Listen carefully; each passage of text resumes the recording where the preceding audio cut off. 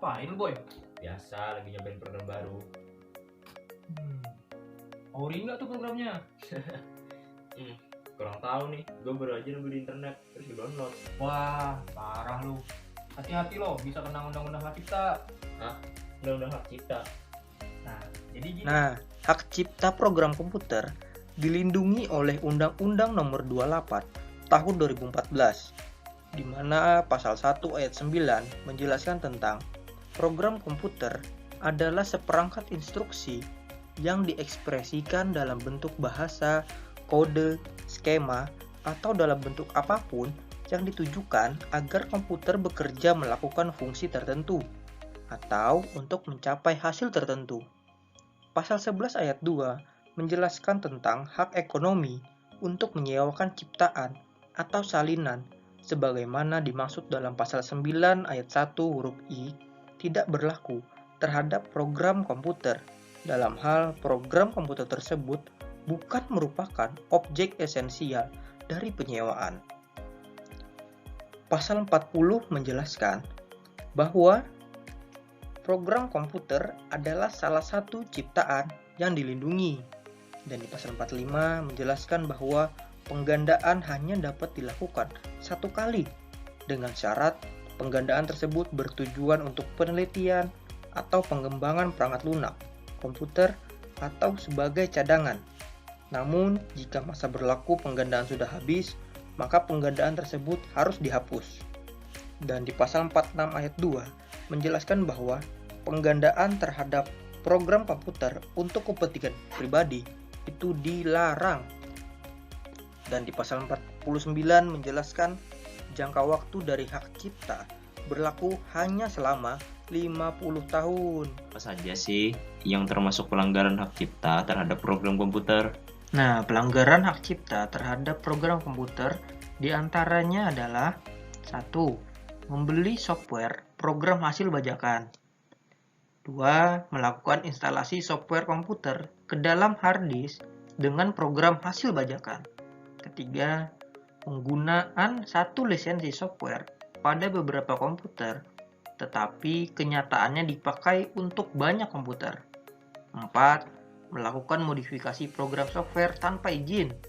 Dan yang kelima, melakukan penggandaan tanpa izin untuk mendapatkan keuntungan atau manfaat ekonomi. Tetapi, menurut Microsoft, ada beberapa macam juga nih bentuk pembajakan software. Di antaranya, memuatan hard disk biasanya dilakukan seseorang saat membeli personal komputer generik di toko komputer, yang oleh penjual langsung diinstal satu sistem operasi yang hampir 100% adalah Windows. 2.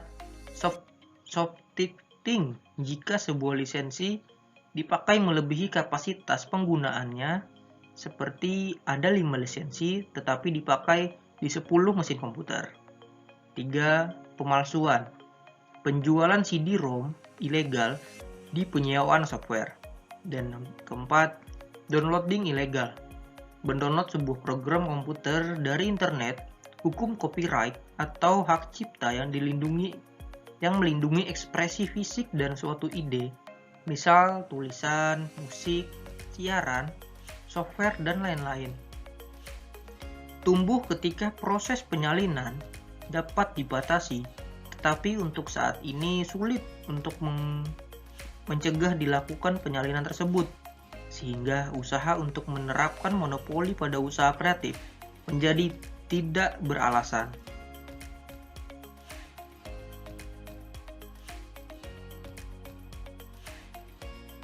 Oh, begitu. Terus gimana upaya kita mengatasi pelanggaran hak cipta ini?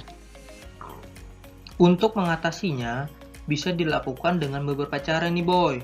Di antaranya, membangun budaya masyarakat untuk menghargai hasil karya orang lain. Lalu, alternatif lain untuk menggunakan program yang memiliki lisensi open source. Lalu, lantas, dibuatnya undang-undang oleh pemerintah tentang hak cipta ini. Lalu, ada juga sanksi pidana yang harus memberatkan pelaku pelanggaran. Dan yang terakhir, melaporkan pelanggaran undang-undang HKI ini ke pihak yang berwenang. Nah, jadi gimana boy tentang penjelasan tadi? Oh begitu. Berarti berbahaya juga ya kalau aku pakai program bajakan. Bisa-bisa kena undang-undang hak cipta. Tepat sekali. Jadi jangan lagi-lagi ya menggunakan atau mendownload program-program yang tidak jelas lisensinya. Iya ya, makasih udah ngasih tahu aku masalah undang-undang hak cipta. Gak lagi-lagi deh aku download program bajakan. Oke kalau gitu, pamit dulu ya. Panggilan alam. Aduh.